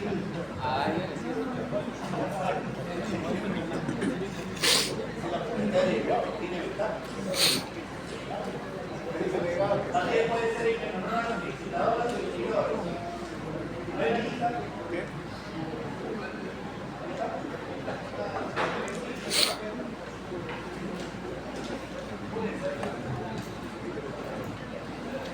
¿Qué es el movimiento? Y miren, ahí nomás hay una docena de neuronas por su fenotipo. Vamos a hablar de cada una de ellas. Hay 140 formas. O sea, hay 140 fenotipos de neuronas. Las células gliales. Lo único de los sitios sabemos que está cubierta de mielina, pero ojo, no solamente que cubre como una cable eléctrica, ¿no? Sino también tienen otras funciones. El astrocito, que ya sabemos que forman los factores neurotróficos, también forman la barrera hematocefálica y también capta un neurotransmisor. La microglía, que es la única que deriva del mesodermo, la demás derivan del ectodermo, que es una célula inmune modificada. Es un scavenger, o sea, barrendero de radicales libres que se forman en el cerebro. Y la zona primaria, que en los últimos tiempos cumple una función de ser fuente de celdas frontales vitales. Y también forma otros compartimientos, que también lo vamos a ver. Y por la parte del sistema nervioso periférico, la célula de Schwann, que va a la vaginilina, también segrega o secreta o sintetiza factores neuronales. Vamos a ver quién designa derivado. Allá, este es el arco reflejo. Ahora vamos a esperar un ratito. Bueno, vamos a ver, por ejemplo, el arco reflejo es una red neuronal también, pero muy básica. Es una red neuronal simple que se basa en el estímulo que nosotros hagamos en, puede ser para el reflejo rotuliano, se forma el impulso nervioso justamente en el impulso neuromuscular, recorre todas las neuronas aferentes en el sistema nervioso central, se conecta con interneuronas a través de la neurona motora en la respuesta que es en la contracción. A ver, recuerda una vez. Entonces, ¿quién le llega delegado? Patrick. A mi compañero Patrick. Sí, él.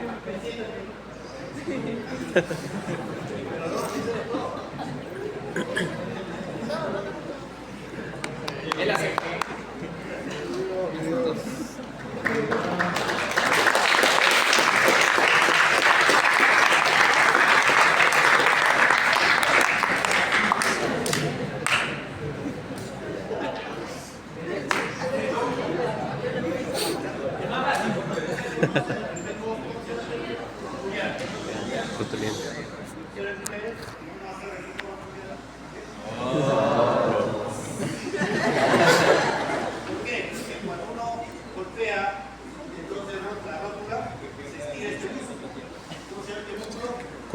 Cuadris. Pero acá, aparte de la fibra muscular, existen microfibras. Fibras musculares extraordinarias que se llaman impulso neuromuscular. El impulso neuromuscular en este momento que usted reposa está descargando 5 a 7 impulsos nerviosos. Pero cuando yo hago el estiramiento del músculo, golpeando el tendón, acá, este músculo se estira.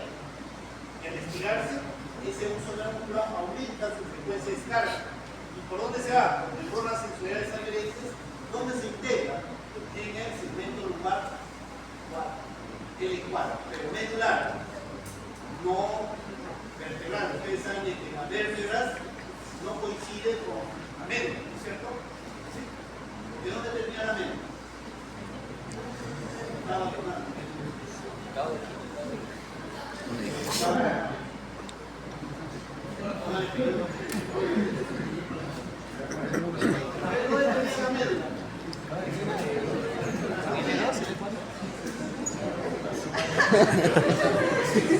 Justamente L1 y L2. Por eso cuando hacen, por ejemplo, la punción lumbar, lo van a hacer entre L1 y L2. Lo hacen entre L3 y L4, L4 y L5. Por lo tanto, nos van a pinchar también. Y entonces, el estiramiento del músculo cuádriceps va por la neurona sensorial aferente, llega al segmento medular L4. Y una vez que llega al segmento medular L4, va a estimular a la neurona motora del segmento medular L4 y va a resultar en la contracción del músculo cuádriceps, que viene a ser lo que estamos viendo acá, la respuesta. O sea, es un ida y regreso. Igual puedo yo sacar la respuesta, por ejemplo, de este tendón del bíceps, el reflejo bicipital. En él no se ve bien, acá también hay un reflejo muy radial. No, así puede ser. Hay otro reflejo que es el reflejo mentoniano. Miren cómo se cierra la mandíbula. Todo eso se integra en el tronco encefálico y la mente. ¿Y para qué nos sirven los reflejos? Justamente, se ve algo, el reflejo rotuliano, el reflejo aquilio, el reflejo tanto interciliar, el reflejo mentoniano, eso a nivel del tronco encefálico y diferentes tipos de reflejos. Usted va a hablando de la integridad anatómica del sistema neurocental. Por eso es importante ese semiología. Y siempre cuando ustedes evalúen, tienen que evaluar simétricamente. Con el otro lado tiene que ser similar. La misma intensidad. Igual sucede en el reflejo bicipital, tanto el radial, fluido pronador, etc. Por reflejo coracoracial, ¿no? Es decir, totalmente relajado, se nota acá. La contracción del músculo se nota. Así vería.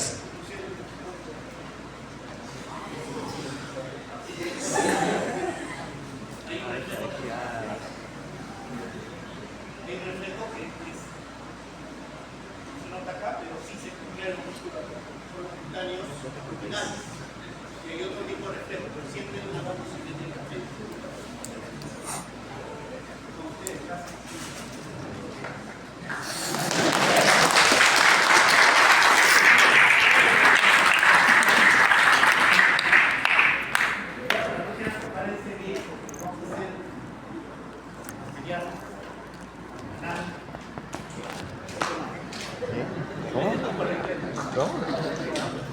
Podemos evaluar solamente una vez al 5. El oligodendrocito ya sabemos que da la vaina mielina, este es el oligodendrocito. Su prolongación justamente da la vaina mielina. El astrocito, y está un vasodilito de la célula endotelial, tiene su prolongación de astrocito. Y esta es la que va a formar la barrera hematoencefálica. Y la barrera hematoencefálica tiene que ser la membrana basal tanto del oligodendrocito de la célula endotelial, ¿no? Es una filtro, la microlía es la única que deriva de la mesodermo, y las células ependimarias son fuente de neuronas troncales. Ahí está justamente un esquema en el que se ve la barrera hematoencefálica y neurogénesis. La neurogénesis, por ejemplo, miren, esto es importante. No en todo el cerebro se da formación de nuevas neuronas. Se da cerca del hipocampo. A ver, anatomía. ¿Qué circunvolución está cerca del hipocampo? Pegadita al hipocampo. Silvio. Silvio. Silvio, pena. ¿Qué circunvolución está cerquita del hipocampo? Está pegada. ¿Era Silvio? Eso es cisura. ¿Qué? Eso es cisura. Ah, ya, entonces ya fue. Busquen la circunvolución dentada. Es una circunvolución que está desatada, pero se ve como una dientecita al costado del hipocampo. Ahí hay neurogénesis. Y se va justamente, cuando se desarrolla estos neuroblastos, se van justamente a reemplazar la neurona del hipocampo. Porque el hipocampo es una estructura que literalmente está trabajando para la reemplazo. Y están siendo reemplazados justamente por neuroblastos de esa circunvolución dentada. Acuérdense bien de esa circunvolución dentada. En las paredes de los ventículos laterales están también, hay neurogénesis. Y esas hacen un flujo migratorio hacia dónde? Hacia el bulbo olfatorio. Y ahí descienden a la mucosa olfatoria. La mucosa olfatoria es el único lugar del cuerpo donde hay neuronas. Todas las neuronas están dentro de estructuras óseas, cráneo, y cambio de mucosa olfatoria. Hay neuronas. Y estas neuronas son sensibles. Por ejemplo, si alguien respira el aire contaminado, ustedes saben que vivimos un aire totalmente contaminado. Sobre todo las que tienen menos de 2.5 micras. Esas pasan a través de la barrera de hematoencefálica, la barrera la mucosa, alveolo capilar, el pulmón, va a la sangre y estamos por eso en un continuo proceso inflamatorio crónico. ¿Saben en Europa cuánto es el líquido? Según la OMS, menos de 3 gramos por metro cuadrado. Eso viene, mano, eso viene. Menos de 3 picogramos.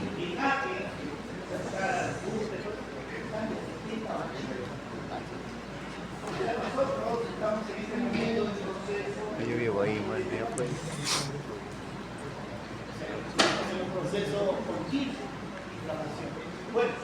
cosa es de que el aire que respiramos nosotros actualmente está destruyendo esas neuronas sensoriales, olfativas.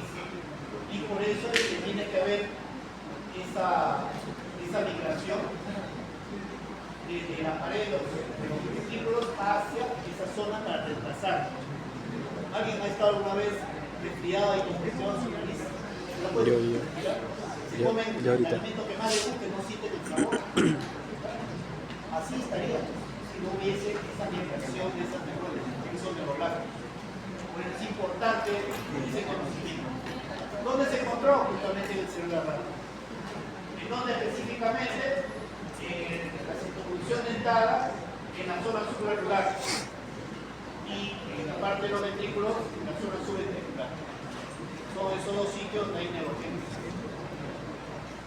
Y de ahí se da la migración de la circunvolución dentada hacia el hipocampo y en las paredes ventriculaterales hacia el bulbo factorial. Ahí tiene que ver muchos factores para Con casas, bueno, tengo que estudiar. Bueno, en la neurogénesis podemos ver No, nunca me enseñó casas, cómo regula pero fisiológicamente. sé que viene tarde. ¿Cómo lo regulo? ¿Cómo puedo tener más neurogénesis? Actividad física. Física. Este es intelectual. Métete a la universidad todos los años. Se desarrolla neurogénesis por un traumatismo encefalocraniano o por otras circunstancias. Que muchas veces estos neuroblastos se conectan mal y terminan con una epilepsia. Bueno, hay una serie de señalamientos, señalizaciones, aquí se viene la medicina, etc. Indegible. Y ahí está el oligotrocito, dando la vainilina, los axones. No es que solamente cubra, sino que esa vainilina contribuye al neurotropismo de los axones. ¿Y para qué? Para que pueda también estar en buenas condiciones la membrana axonal, como también la expresión de los canales iónicos. Eso es importante. Tiene una composición lipídica que no vamos a encontrar en ninguna otra parte del cuerpo. Recuerden que la mielina, hay zonas del axón donde no hay mielina, que llaman neuropatías, cuando existe una gran cantidad de canales iónicos. Ahora, esto de conducción saltatoria, por favor, para la próxima clase, lean. Yo resultado. Voy a tratar cualquiera. Y eso también va a ser. ¿Son con los nódulos de Rabier? ¿Nódulos de Rabier? ¿Qué pasa? En la saltatoria. Yo les recomiendo que revisen el Gano y luego el Gano. Conducción saltatoria, a ver si todavía existe. Yo tengo el Constanza. Y por favor me lo fundamenten. Ay, ay, ay. ¿Por qué hay conducción saltatoria? Dice que incluso ellos viajan saltando de nodo a nodo. A ver. Porque es termoaislante. Entonces, hay enfermedades que atacan la vaina mielina, por ejemplo, la esclerosis múltiple, todo el sistema inmunológico ataca la vaina mielina, el sistema nervioso central, el periférico, también le puede dar lo que se llama el síndrome de Guillain-Barré. En la rata, por ejemplo, sabemos perfectamente cuándo comienza su utilización. En el hombre, miren, la utilización abarca es la quinta semana de gestación hasta los 20 años. Es por eso que yo no puedo decir, o ningún científico puede decir, que nuestro cerebro está maduro antes de los 20 años. No se puede. Entonces, Está está maduro adentro, ¿no? esa Está maduro. condición de en una parte del cuerpo, necesita un corte transversal de absorción, todas las capas de mielina.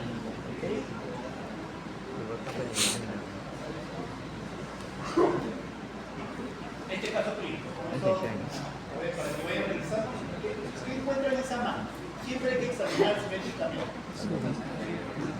Mano izquierda delgadita. Mano de Alba. La mano de Alba.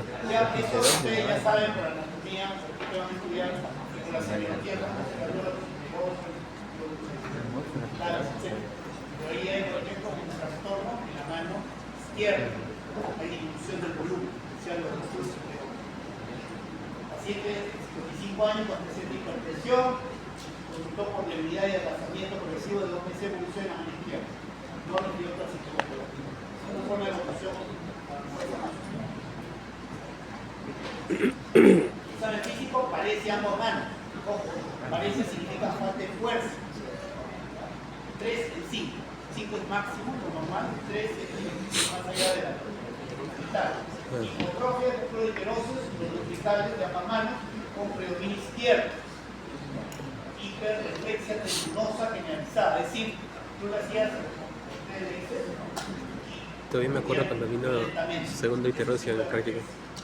Fasciculaciones en el brazo y el brazo izquierdo.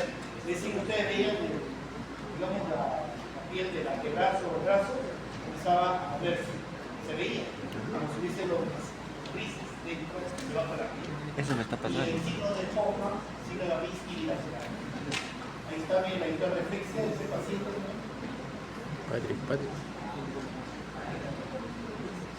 Ahí, por ejemplo, están esas fasciculaciones que se ven, movimientos como ese bajo grises. Ese es el signo de Hoffman, en el cual es un tipo de alteración del reflejo. Hay diferentes tipos de reflejos.